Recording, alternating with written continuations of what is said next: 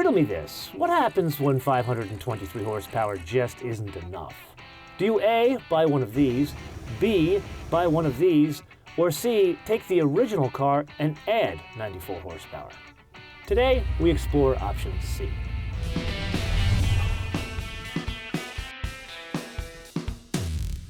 Okay, BMW Performance Center, South Carolina, back straight, full taps. Wow, it does deliver power incredibly well. The experience is similar to the M850, low down, but the way it delivers power is so much more explosive. You don't notice how much work it takes to deliver this kind of power with turbochargers and have that kind of flat power delivery.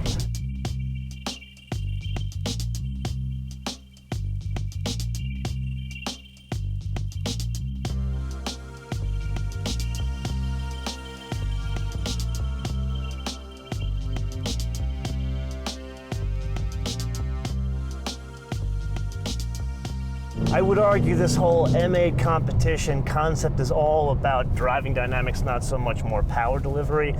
And there's good news and there's bad news. It's a sharper package, a sharper scalpel overall going around a track like this. But as the componentry gets a bit better, which makes the whole driving dynamics experience much more sharp, you do notice the half the size of the vehicle more here than you do in an M850. Like right now, I can push it harder. I have more confidence going into a turn like this, and it's so fun. But then you also notice the size and weight.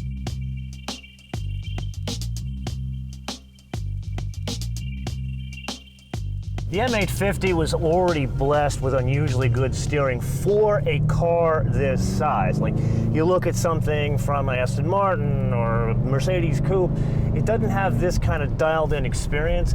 Here, it elevates it a bit, but it's not an entirely different steering experience. So really not a lot to discuss in terms of steering when it moves up to an M8 competition. When BMW says competition, they're not exactly suggesting wheel-to-wheel racing in an almost 4,300-pound German luxury sedan. Rather, it's their way of saying, hey man, we've kind of sharpened everything up. Yeah, there's that more horsepower, but along with that is more rigid engine mounts. There's that sport exhaust, which does improve the sound, but also that's part of how the engine output is increased along with the tune. And then there's a stiffer suspension, and two things stand out.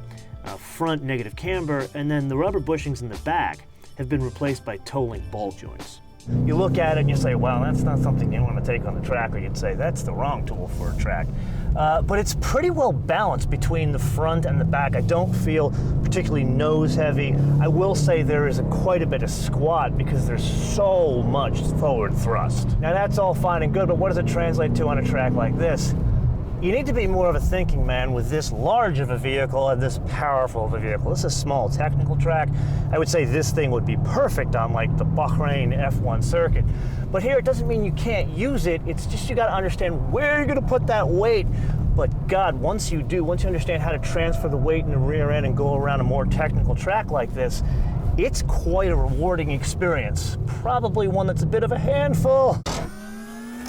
Yes, it is indeed that time again to play your favorite game in mind, the options game, with today's contestant, not a 1959 Jaguar XK150S, no matter how stunning it is, rather something a tad bit newer, a 2020 BMW M8 Competition Coupe. For a base price of $146,000. To that we add, do you remember Dravit Gray on that M850 convertible we had here in the California Republic?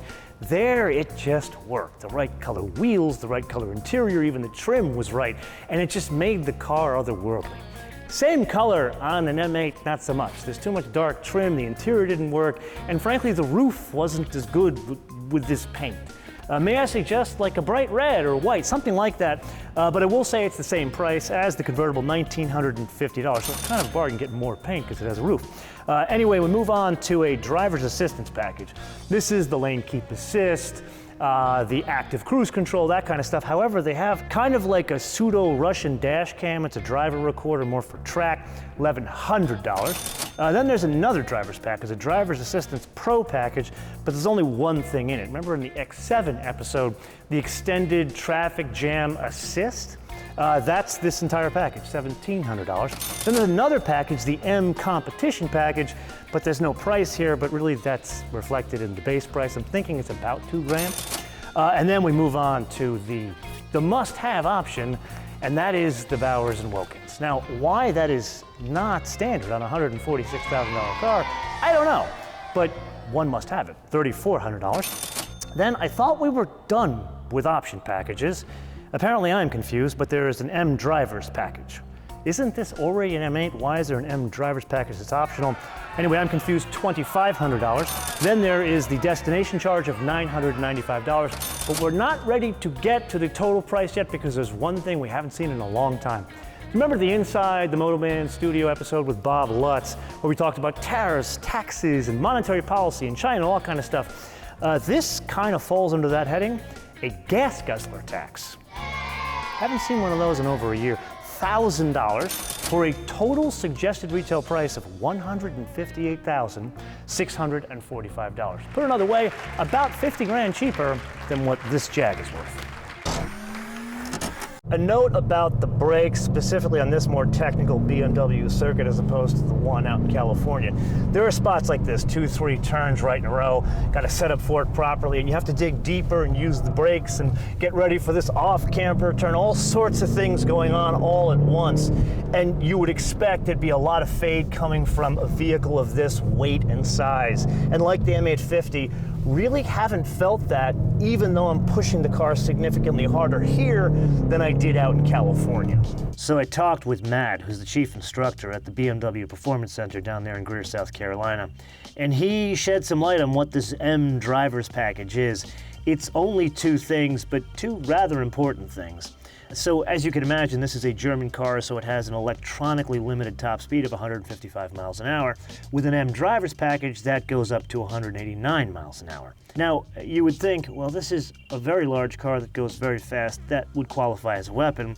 Apparently, BMW has thought of that, so when one opts for the M drivers package, that includes a visit with Matt at the BMW Performance Center, otherwise known as driver training. And to be very frank with you, as we see the proliferation of more and more 500+ horsepower cars hit the road, I would argue this is something that should be compulsory with the purchase of anything like this. And here's the logic. As horsepower increases, especially by orders of magnitude in this particular case, the need for car control becomes all the more important. No matter how great the bits are underneath the car is that contributes to driving dynamics, it's still the education of the driver in car control that makes all the difference. I have not at all made it a secret that I'm a huge fan of the M850, so stepping up to this, I was incredibly excited. But now that I've spent some time here, full disclosure, it's good. And it certainly delivers on more thrust, more theater. I would argue there's more pageantry and theater here. But balance, which is what I liked about the M850, it's a big car that has a lot of balance and can go on a track and not embarrass itself. This can do all of the same things, but perhaps it's just a bit too much. Maybe the M850 is the one to go with.